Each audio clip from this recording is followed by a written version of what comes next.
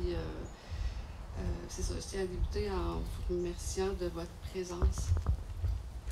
Aujourd'hui, c'est le plus grand jour de ma vie. J'ai jamais été mariée, j'ai jamais eu d'enfant. Aujourd'hui, c'est le plus grand jour de ma vie. Depuis que j'ai 7-8 ans, j'ai la foi. J'ai passé ma vie à dire sans gêne que je croyais en Dieu. J'ai toujours mené ma vie en sachant qu'il était là et me guidait dans tout ce que je faisais. Je lui ai toujours parlé comme s'il était un ami, mais en même temps, souvent, je le sentais loin et je me suis même sentie abandonnée par moments.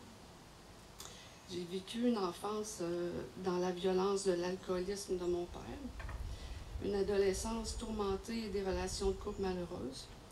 Je me suis souvent demandé pourquoi Dieu me faisait vivre tout ça. Pourquoi je vivais toutes ces situations qui me rendaient de moins en moins heureuse. Combien de fois j'ai pu lui demander d'apaiser mon âme, mais il n'exauçait pas.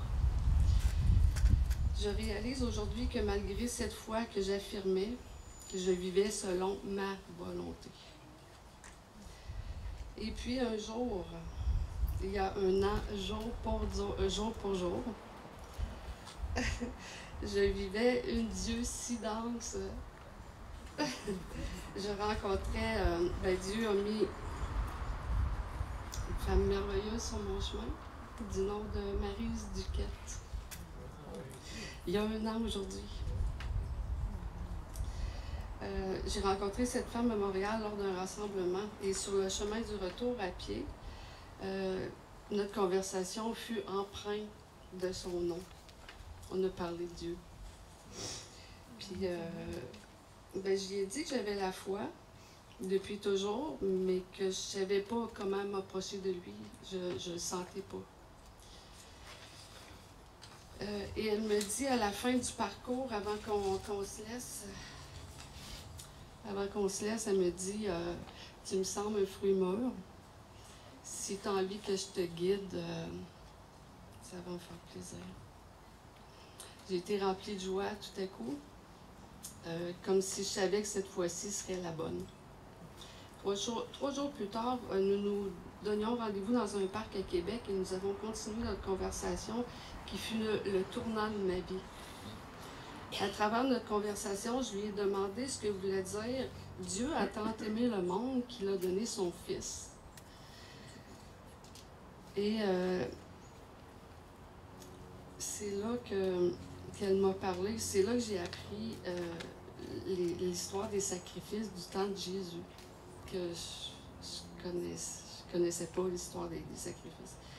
Et la première réaction que j'ai eue, c'est « Ben voyons donc, ils enlevaient la vie d'une bête pour expier leur péché. Voyons donc, tu sais, ça m'a... Et là, j'ai l'agneau de Dieu. C'est ça qui m'est venu.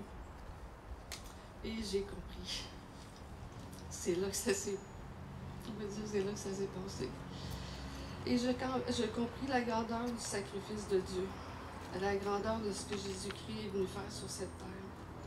Et j'ai compris que je suis née pécheresse, que je le serai toujours, mais que Jésus a donné sa vie, que par son sang qui a coulé, mes péchés étaient pardonnés. Passé, présent et futur. Il est venu sur terre pour enseigner la parole de son Père, a été persécuté, torturé, crucifié et mort sur la croix pour nos péchés. Mais plus que tout, il est ressuscité. Son sang a coulé sur la croix pour moi, pour nous. J'ai compris ça cette journée-là. Ça va faire 1 an. Et depuis, ma vie n'est plus du tout la même. Ma foi n'est plus du tout la même. Et je comprends aujourd'hui ce que veut dire être en relation avec Jésus-Christ. Et je sais que je suis son enfant et que malgré tout, il m'aimera toujours comme un bon père et son amour est conditionnel. Et pour compléter le tout, quelques semaines plus tard, une autre Dieu si dense, Dieu mettait à nouveau quelqu'un d'extraordinaire sur mon chemin une femme du nom de Nicole Bergeron, que j'ai rencontrée au monastère des Augustines. C'était...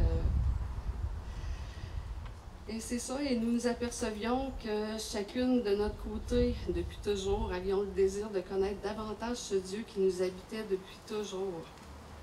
Et cette rencontre nous mena à l'église baptiste de Charlebourg. Alors, voilà mon histoire que je vous ai lue. Alors aujourd'hui, je suis ici devant vous et je lui dis oui.